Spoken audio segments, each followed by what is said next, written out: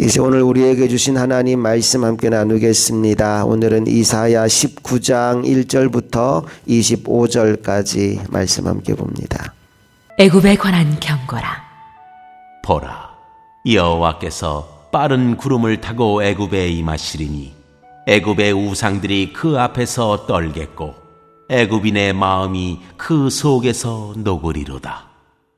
내가 애굽인을 격동하여 애굽인을 치리니 그들이 각기 형제를 치며 각기 이웃을 칠 것이요 성읍이 성읍을 치며 나라가 나라를 칠 것이며 애굽인의 정신이 그 속에서 쇠약할 것이요 그의 계획을 내가 깨뜨리리니 그들이 우상과 마술사와 신접한 자와 요술객에게 물으리로다.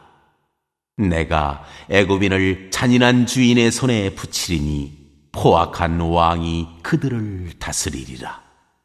주 만군의 여호와의 말씀이니라. 바닷물이 없어지겠고 강이 잦아서 마르겠고 강들에서는 악취가 나겠고 애굽의 강물은 줄어들고 마름으로 갈대와 부들이 시들겠으며 나일 가까운 곳 나일 언덕의 초장과 나일강 가까운 곡식밭이 다 말라서 날려가 없어질 것이며 어부들은 단식하며 나일강에 낚시를 던지는 자마다 슬퍼하며 물 위에 그물을 치는 자는 피곤할 것이며 세마포를 만드는 자와 배 짜는 자들이 수치를 당할 것이며 그의 기둥이 부서지고 품꾼들이 다 마음에 근심하리라. 소안의 방백은 어리석었고 바로의 가장 지혜로운 모사의 책략은 우둔하여졌으니 너희가 어떻게 바로에게 이르기를 나는 지혜로운 자들의 자손이라 나는 옛 왕들의 후예라 할 수 있으랴. 너의 지혜로운 자가 어디 있느냐? 그들이 만군의 여호와께서 애굽에 대하여 정하신 뜻을 알 것이요 곧 네게 말할 것이니라. 소안의 방백들은 어리석었고 노베의 방백들은 미혹되었도다. 그들은 애굽 종족들의 모퉁이 돌이건을 애굽을 그릇가게 하였도다. 여호와께서 그 가운데 어지러운 마음을 섞으셨으므로 그들이 애굽을 매사에 잘못 가게 하니 취한 자가 토하면서 비틀거림 같게 하였으니 애굽에서 머리나 꼬리며 종려나무 가지나 갈대가 아무 할 일이 없으리라.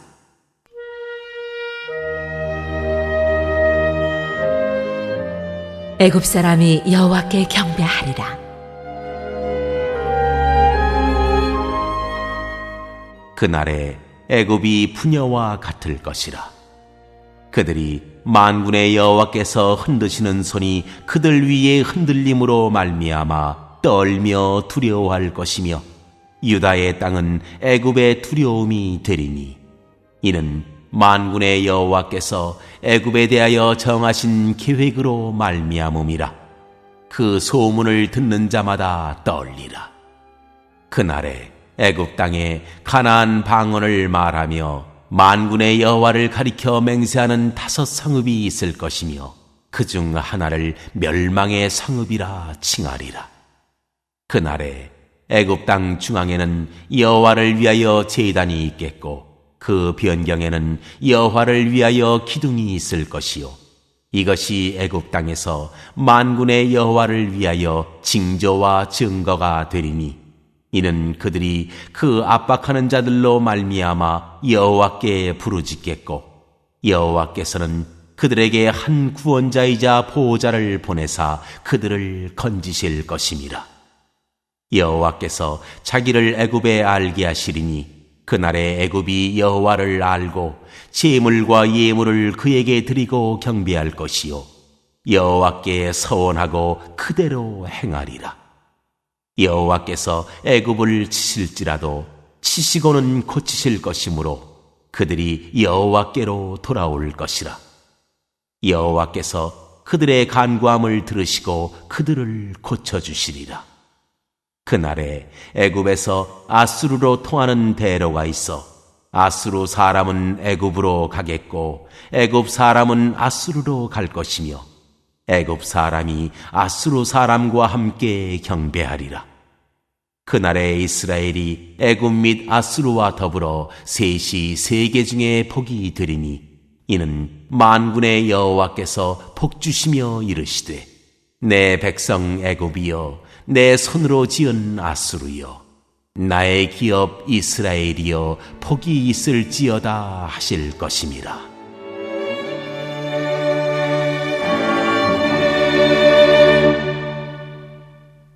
하나님께서 열국을 향해 전하시는 심판의 메시지가 계속 이어지고 있습니다. 오늘 본문의 심판의 대상은 애굽입니다. 1절 말씀 다시 한번 읽어볼게요. 시작. 애굽에 관한 경고라. 보라, 여호와께서 빠른 구름을 타고 애굽에 임하시리니 애굽의 우상들이 그 앞에서 떨겠고 애굽인의 마음이 그 속에서 녹으리로다. 당시의 국제 정세 패권 구도를 보면 애굽과 아수르가 양대 쌍맥을 이루고 있습니다. 처음에는 애굽이 약간 더 강했었는데 시간이 지나면서 아수르의 힘이 더 강해지고 있어요. 그러한 국제 정세 가운데 하나님이 애굽에게 오늘 주시는 메시지가 뭐냐 하면 너는 곧 망할 것이다 라는 말씀입니다. 2절 말씀으로 이어서 읽어볼게요. 시작. 내가 애굽인을 격동하여 애굽인을 치리니 그들이 각기 형제를 치며 각기 이웃을 칠 것이요 성읍이 성읍을 치며 나라가 나라를 칠 것이며. 당시 애굽이 얼마나 큰 나라였는지 그 안에 여러 나라 여러 민족들이 함께 공존하고 있었습니다. 그런데 그들 사이에 이제 전쟁이 벌어져서 내부적인 분열이 일어나게 될 것이다라는 말씀을 하고 있는 겁니다. 계속해서 3절 말씀도 봅니다. 시작. 애굽인의 정신이 그 속에서 쇠약할 것이요 그의 계획을 내가 깨뜨리리니 그들이 우상과 마술사와 신접한 자와 요술객에게 물으리로다. 애굽인의 정신이라는 말은 이 애굽 사람들이 가지고 있던 어떤 정신적인 유산, 문명, 여러 그들의 자랑거리를 의미합니다. 그 모든 애굽의 자랑, 애굽의 문명이 깨뜨려지게 될 것이다 라는 말을 하고 있는 거죠. 그리고 4절 말씀을 보니까 이제 애굽이 잔인하고 포악한 왕에 의하여 망하고 무너질 것이다 라는 선포가 이어집니다. 4절 시작. 내가 애굽인을 잔인한 주인의 손에 붙이리니 포악한 왕이 그들을 다스리리라. 주 만군의 여호와의 말씀이니라. 자, 이제 그 결과로 애굽은 부강했던 나라였는데 그 나라가 이제 서서히 기울어 가는 거죠. 특별히 애굽을 부강하게 만들었던 원천이 나일강인데 그 나일강이 마를 것이고 거기에서 생계를 이어가던 모든 산업이 무너지게 될 것이라고 5절 이하에서 선언합니다. 우리 8절부터 10절까지만 또 이어서 읽어볼게요. 시작. 어부들은 탄식하며 나일강에 낚시를 던지던 자마다 슬퍼하며 물 위에 그물을 치는 자는 피곤할 것이며 세마포를 만드는 자와 배 짜는 자들이 수치를 당할 것이며 그의 기둥이 부서지고 품꾼들이 다 마음에 근심하리라. 모든 산업과 모든 기업들이 힘을 잃고 무너지게 될 것이다 라는 말씀을 줍니다. 우리가 이 말씀들, 특별히 이스라엘 주변 나라들, 열국들이 하나님의 심판을 받는 이 장면들을 보면서 이런 착각을 할 수도 있어요. 하나님이 이스라엘만 사랑하시고 다른 이방 민족들은 미워하시는 건가? 그런데 오늘 말씀을 보면 절대 그렇지 않다라고 말씀합니다. 하나님은 이스라엘만 사랑하는 것이 아니라 모든 나라, 모든 민족, 특별히 성경에서 말하는 이방 나라들도 사랑하십니다. 왜냐하면 그들 역시도 하나님의 백성들이기 때문입니다. 21절 이하의 말씀은 그 하나님의 마음을 우리에게 전해주고 있습니다. 21절을 다 같이 읽어볼게요. 시작. 여호와께서 자기를 애굽에 알게 하시리니 그날에 애굽이 여호와를 알고 제물과 예물을 그에게 드리고 경배할 것이요 여호와께 소원하고 그대로 행하리라. 아멘. 하나님이 왜 이방 나라의 경고의 메시지, 왜 심판의 예고를 하고 계신 걸까요? 그 이유는 한마디로 말하면 돌아오라는 겁니다. 회개하라는 겁니다. 여호와께서 자기를 애굽에 알게 하시리니. 우리가 잘 아는 것처럼 모세가 이스라엘 백성을 구원할 때 애굽에 10가지 재앙이 임했습니다.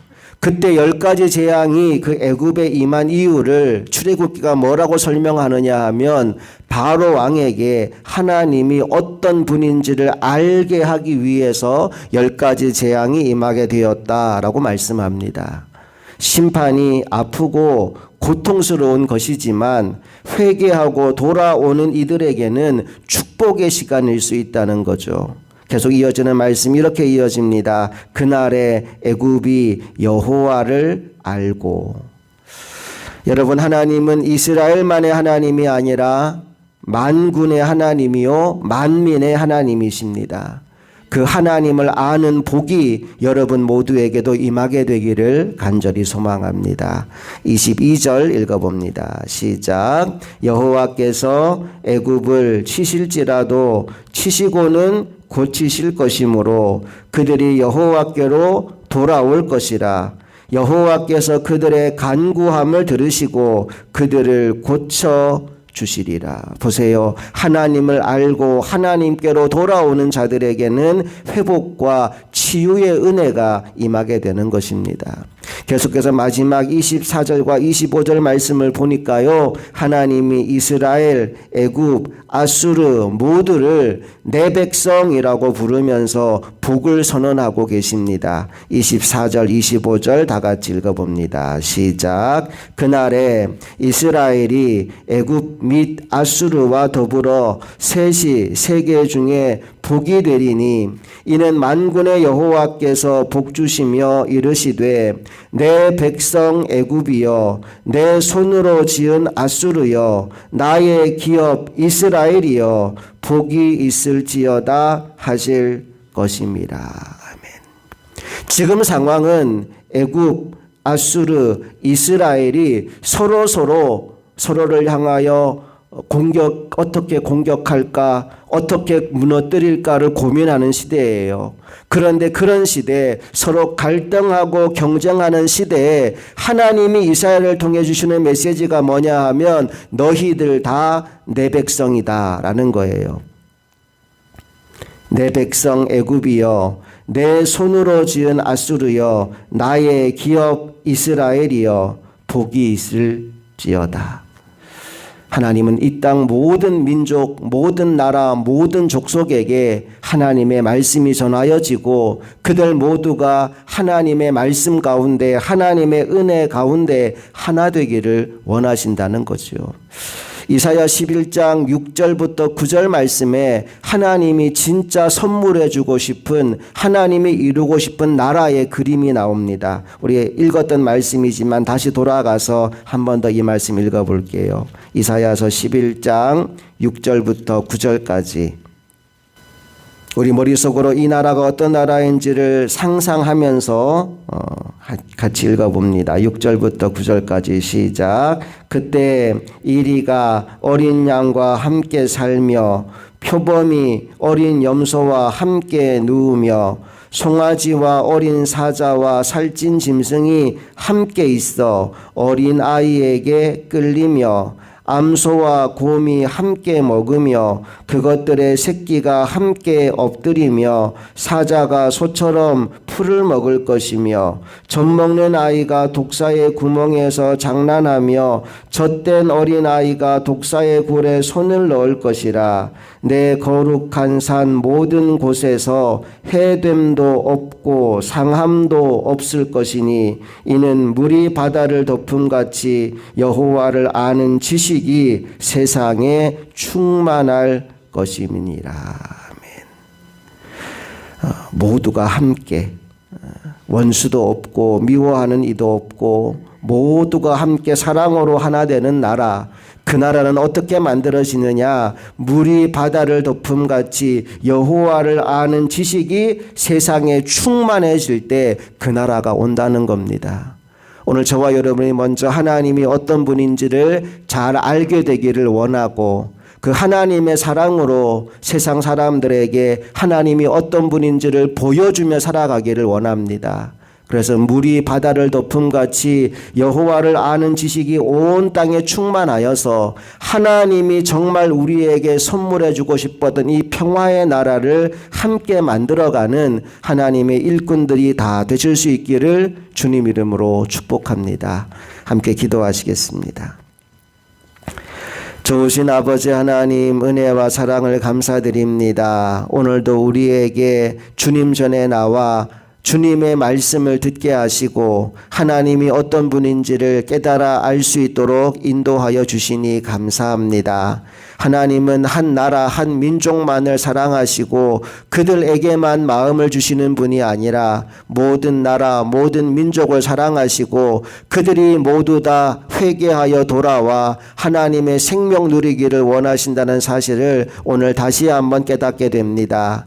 이제 하나님이 우리에게 선물해 주고 싶은 그 평화의 나라, 함께 뒹굴고 함께 먹고 함께 마시는 그 나라가 하루라도 빨리 올 수 있도록 하나님의 일꾼으로 쓰임받는 우리 모두가 되게 하여 주시옵소서. 먼저 주님의 말씀으로 생명을 누리게 하여 주시고 그 생명을 세상에 나가 전하며 살아가는 하나님의 종 되게 하여 주옵소서. 그래서 올해 우리에게 주신 표어 그대로 살아나고 살려내는 교회의 사명을 잘 감당하는 우리 모두가 되기를 간절히 소망합니다. 이 하루 우리가 어디에서 무엇을 하든 주와 동행하며 주님의 말씀의 인도를 받는 인생이 되기를 간절히 소망하며 우리 주 예수 그리스도의 이름으로 기도합니다. 아멘.